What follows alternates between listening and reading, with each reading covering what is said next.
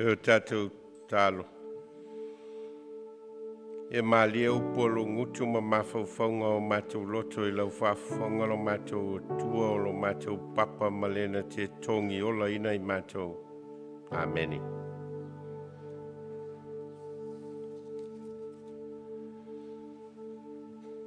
Mo se matua e teitai nai tātou mai le whai upe lima sifuru ma le lua o le tusi o luka I lonu tā upe lua. Ua tupu le poto ma le tino Iesu. Ua alofangia o ia e le atua a toa ma tangata. Ua tupu le poto ma le tino Iesu. Ua alofangia o ia e le atua a toa ma tangata. Whalua ona tusia e luka ia le whaupunga lea ma le anganga lea I le vaenga o le tusi lesa tātou whaitawina. O lo whaonga ina foi e luka I le whaiupue whasifuru. Ua tupu le tama ma ua malosi lona loto ua tumu I le poto ua ia te ia foi le alofa o le atua. E nana ese lava o whaupunga a o le anganga lava e tasi leo lo tau mawhai a luka e au mai. Wai astalu ai sa tātou whalongolongo ai I le moli maua luka e winga I le Christmas pe ona tau mawhai mai le manatu au tu o le tātou whai Christmas whaatasi maluka. Ea sa whai el tātou launga I tala e lua o le tala I le whaalinga le angelu o kapilielu I Amalia.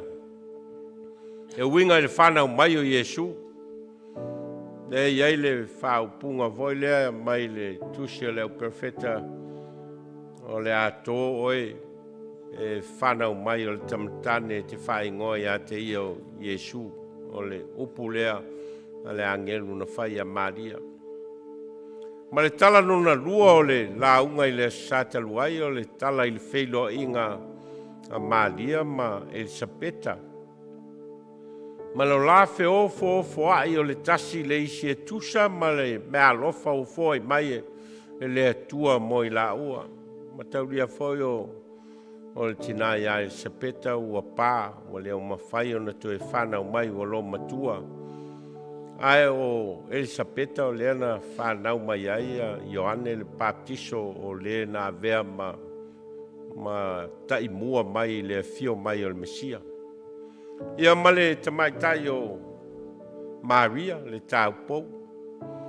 Le ana o mai ai le whaalinga le anganga pa ia o le ato o ia ma whanau mai le tamatane ma ia whaingoa ia te ia o Iesu. Tala nal vai aso taluai. A tonu foto tele o tātou sa mawhai ona awai le lotu o le po le solua ma le tātou lotu whakirismasi sa tātou mata ai I le tapenanga le tātou au lotu. Ia ma le au ngā sām tu pulanga I le ngā solonga ato le tala. Ma le tala ato le fōringa mai o le mōni mau le a luka.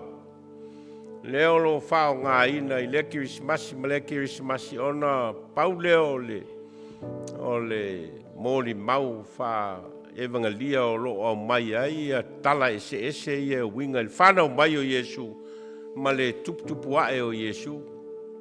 Te la sa tatou ai I le ngā solonga o le whaalinga mai angelu o le whiau mai le atua e ala I le whanau mai o Iesu. Sa tātou ai whaalinga le angelu I a Maria, le whaalinga angelu I a Iosefa, ia le whaalinga angelu I leo māmoe. Ia ma le vainga o le whetū sa I loa e mākoi mtaitai nai lātou se o lava I le whale o manu whanau mai e Iesu. Tala lea, tala wha luka. Mōli mau lea luka o loa o mai. Tala ian tātou whaitauina nei. O tala ua whamatala ai e luka. Ia Iesu Keriso o le tangata o leo ua se mai lona tūranga o le whanau mai. lua la vaenga tala o lo tau mawhai luka e whaali mai i le tus whaitau le sa tātou whaitau ina. Mua. O le o atu o Yesu i le valu o tau sanga. O le tala mua na lona lua. O le tala i le atoanga le sifulma le lua o tau sanga o Yesu. Ma o le la sa tātou whaitau ina i a tala. Tala mua o le whailoa inga Yesu ma Simeona i le malu. E o na atu ia mātua o Yesu e mamoli atu Yesu i le malu e. Whailan tauranga.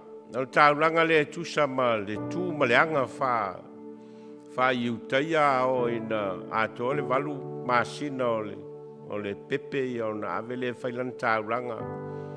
I le malu e lua la vaenga o le tauranga o le wha mamaina o le whailele. Ia mal tauranga o le ofo ina atu o le tama. O le tama matua po le ali o a inga.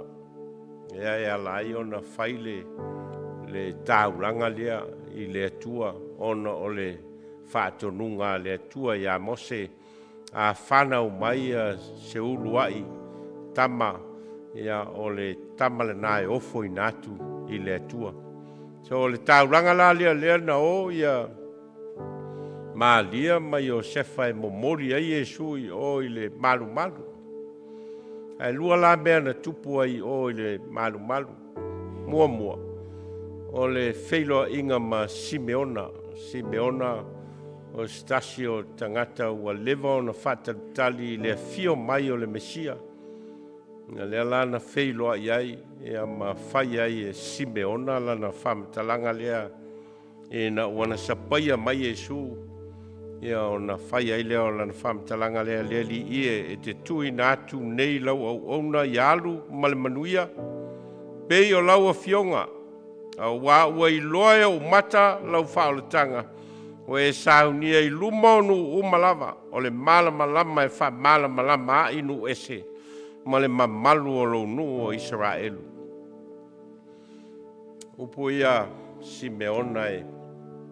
Na te langona ai le nganga whaafitai ona ua vaai i le whaoletanga le atua mō le lalolangi e na ua whailoai mai Yesu. O le aso hoi lavalia, le ana whailoai ai Yesu ma le perfeta tamaitai leo ana. Whapea o le tina leo ua valusuma on tupu on te usanga.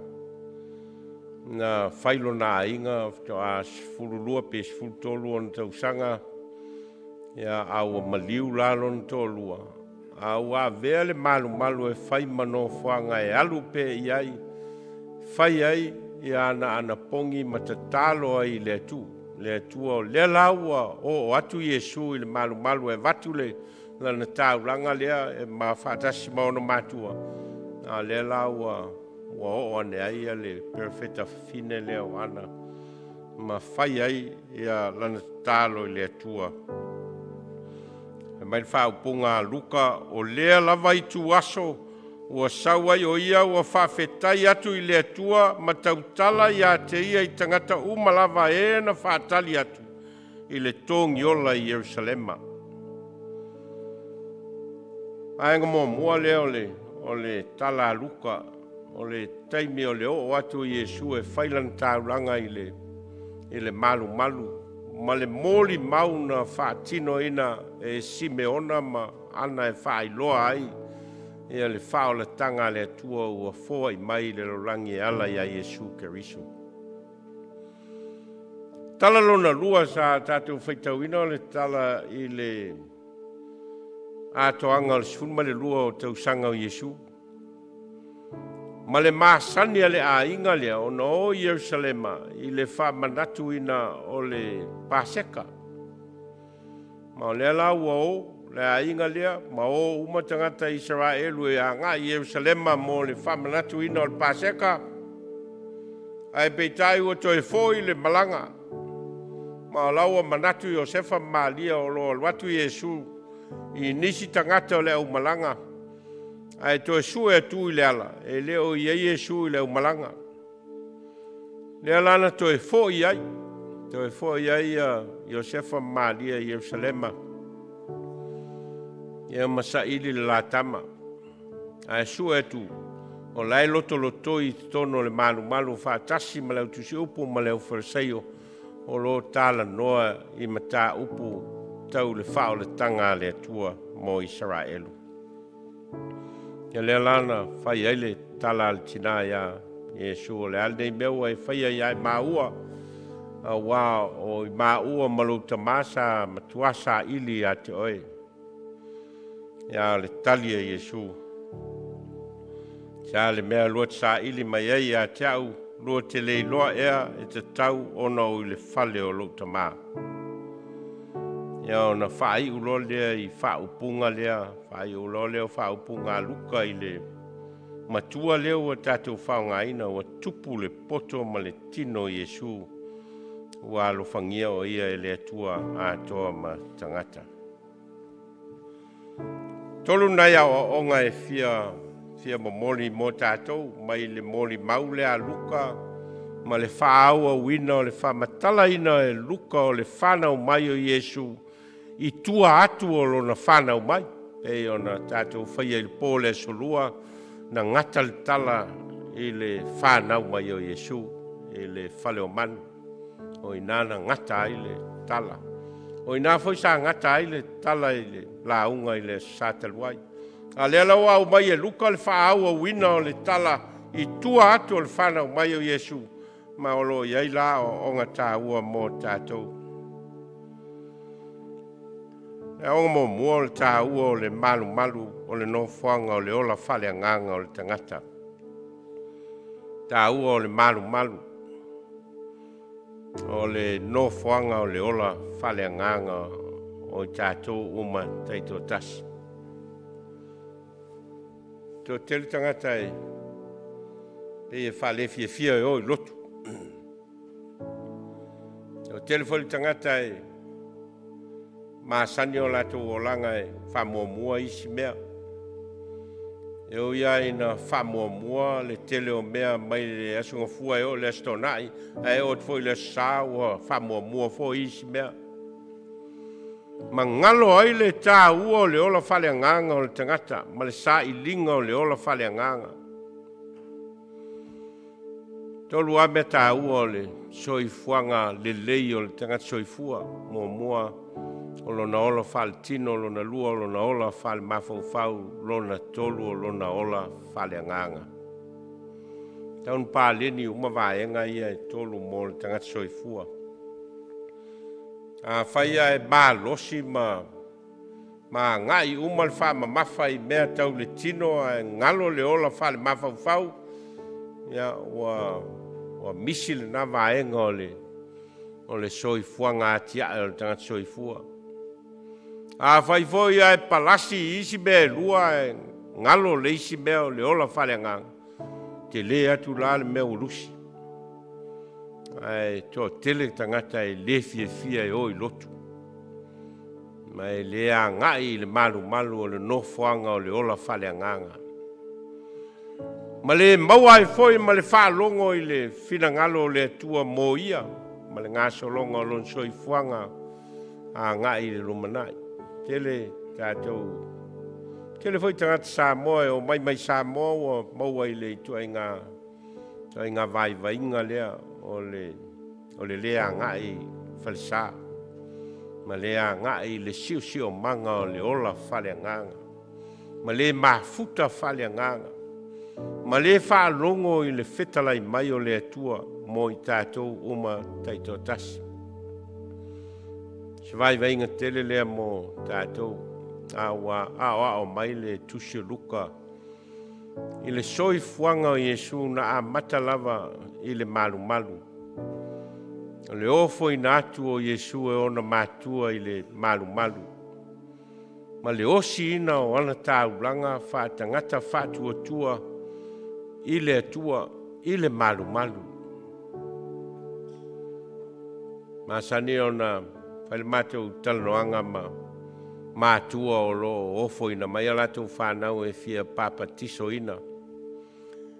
E masani au na ufai al fisiri leo le alme wala io na o lua manatu e fia papatiso ia lau lua tama.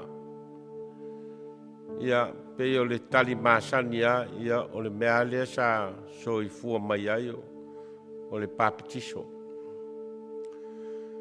Ia mana ia fo le nā tali. A le vai vainga o le ito i ngā tali ua peise anganu, ua whaiwha anganu. Ai o le ofo ina o le tangata whale anganga, o le mea sau mai le loto. Sau mai le anganga o le tangata.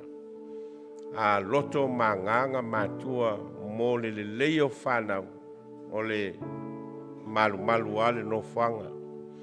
O le sio sio manga o le ola whale anganga, o lona amatanga na. Upol fai salamo, a wale ta mai tusa mao na ala. Wa o ina matua i le to te ai sai. Te o tele alo mwhanau o le tātou au lotu e maua i le vai inga lea. O le aunga te tae o i lotu. Fia e o i isi mea, ma mea wha fia. Ma taa longa, ma isi no whanga. Au ngō fia le loto ma le mawhau e a ngai no whanga ia. Ai ao loa i le awa noa wha le nganga o le tangata e mafuta ai malona atua. Ia ona au ngatalo le ai whai. Ai vainga tele lea mo to tele o alo mwhanau ai tātou.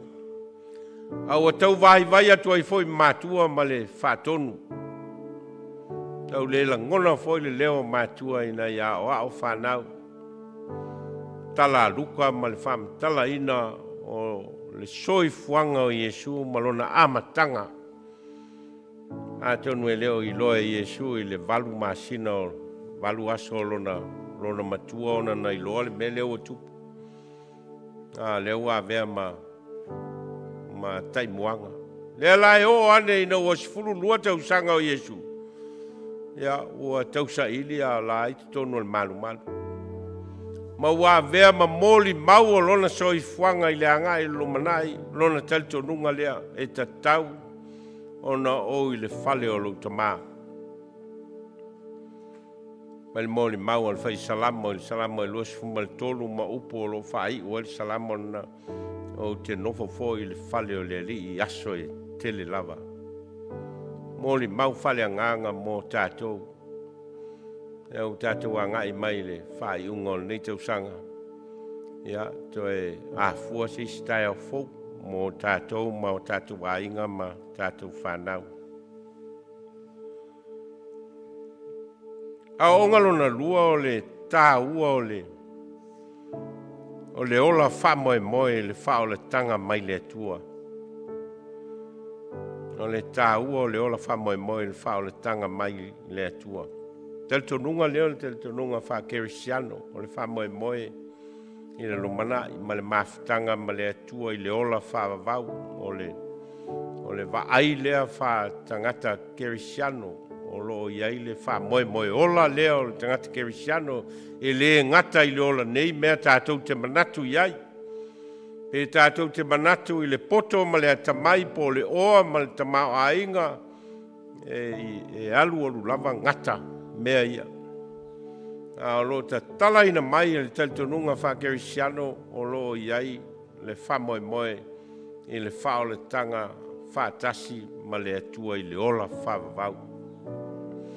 Tau lao na sa ili le tangata le awala lea mai fōlinga mai i le tala ia Simeona ma Ana o lo au mai ai le mōni mau lea, mōni mau tangata sa nofo fatalitali mo le ola fale nganga o le tangata ma le moli mau mai le amatanga o le soi fuanga o nei tangata o lo iei le mea tultuli loa e le soi fuanga apena foi la tātou e le ngata i le ola nei mea tātou te manatu ai a Yesu Keriso o lo iei le whamoe le lumanai ma o lo a o mai e luka ia le moli maulea i le vaenga leo le soifuanga o Yesu. E no fei loa i Yesu ma Simeona. Fai ai e Simeona le whaupunga lea li ie. e te tuina atu nei lau au na yalu ma le manuia pe o lau fionga wa o iloa e o mata lau whaalutanga. O le whamoe leo tātou, ia tātou iloa atu le whaalutanga a le atua o fōai mai mō tātou ina i soifua maola le tangata i lola nei. A wana iloa atu le whaalutanga i lumanai. Ma wana loa foi o lon fao le tanga e oi le mea o lo fina ngalo ai Yesu ma au mai ai le soi fua o lo tatou ali fao la ina i tatou maua pe ona moli maule tusi Ioane au au whapea lava o nā alofa mai o le atua le lalolangi wa ia au mai ai lo nā tali e tō tas ina ia le whano se tasi e whatutua ia te ia. Ia maua ia le ola whawawau. O le whamoe leo le ola. Whamoe leo le soifua o tātou. Tātou te ola i le larurangi nei. Ai mapu le soifua ma le ola o le tangata ia ao le ali. O le ao onga lon tolu o le tā ua o le sa ili o le poto mai le atua. O lo whamatala e luka e pe ona uta ua e whaalua o na whamatala e luka le anganga lea. O le anganga o le poto ma le malama o Yesu. O tupu le poto ma le tino o Yesu. Ua alo whangia o ia e le atua a toa matangata. Lo ta ua foi e luka i whai upo e whaasfulu o tupu le tama ma ua malosi lona loto ua tumu i le poto, ua ia te ia foi le alofa o le atua. Tā ua ia o le whao ngaina e luka o le whao punga le wha matala i le soifuanga o Yesu Keriso. Ua a mata i le ngata o le malu ma tūla fono e teita ina ailo na soifua a ua vea le ta inga lea ma le atua e teita ina ailo na soifuanga ngai lumanai. Fe au tā ua le mo tātou. Au tā ua fo le mo tātou whanau. Ina ia sa ili le poto ma le ata mai le atua. Sa ili le poto lautele a ia sili ona mautu le poto whaleanganga. Mai mōli mau al whaisalamo o le matau i le atua o le amatanga le o le poto. E o te talo le tupo solo mona e tau sa ili mai le atua le taita inga o le malo o Israelu. Na ia te talo ai na ia fo ina mai le poto ma le ata mai e na te iloa ai ona wha masino le nu. Tali leo le atua wai le manao mai i ni tamau a inga o le laulangi. Le fo ai atua i a te oe le ngata o le poto ma le ata mai e le to ia isi poto i lumatu o oe po tua mai o oe. Aisha, le anga wa sa iri mua le poto fa le atua. Poto fa le fatu atua. Poto e talitonu ai le atua malona alofa tu no e taita ina ili soifua ma le ola. Nga i lumanai. A tonu se fe au hoi lea mo tatou whanau. Whanau le ulotu ma le kalesia. Tatou te ola vai sa ili le poto fale mafau ma le poto salalau. Hanaia, tauna maua. A ia mautu mua le poto fale anganga. Ia mautu mua le poto fale anganga o le tama ma le teine taita ina ilo naola. Mo le anga ilo lumanai. Taita ina ia na whai ngā filifilinga mo le lumanai. Na te iloa ai le mea te tau ma le mea le te tau o na whai. Na te iloa ai po le whea mea tonu e tusa malona iloa o le atua. Taita ina ia na whai ngā filifilinga. Matatu whapena le soifuanga ma le ola o le tangata. E o atu na matua wata mai ma na iloa ana filifilinga e whai. Moli mau le aluka. E leo se moli mau sa whai ona o Yesu o le atua. ai na fai ono le awala e taitaina ai le tama ma le teine iutaia mo le agaʻiga o lona soifuaga le lumanaʻi muamua ia ola i tulafono lona lua ia ola i le faatuatua i le atua le ala e faia ia luka le molimau lea tupu le poto ma le tino i iesu ua alofagia o ia i le atua atoa ma tagata manatu o se pamanatu lelei lea mo tatou fanau lenei vaitau o faiga malologa na ia ina ia mautu i outou loto ma outou agaga le tāua o le ola faleagaga ma le ola talitonu i le atua taitaʻina ai outou faigā filifiliga mo le agaʻi le lumanaʻi e o tatou tatalo matou falogologo i lou fetalai mai nei taeao e aso sa mulimuli o lenei tausaga i lou fetalai mai mo i matou ia o matou ola ma le atiaʻiina o matou agaʻi lumanaʻi o matou fanau mai matou o e ua taʻitaʻina aiga ma taʻitaʻina lau ekalesia matou tatalo auai mai lou agaga gasologa o matou olaga ia matou iloa lauafio ma lou finagalo matou sa vavali ai e tusao o lou finagalo auā o matou tatalo e ala i lou suafa iesu ameni.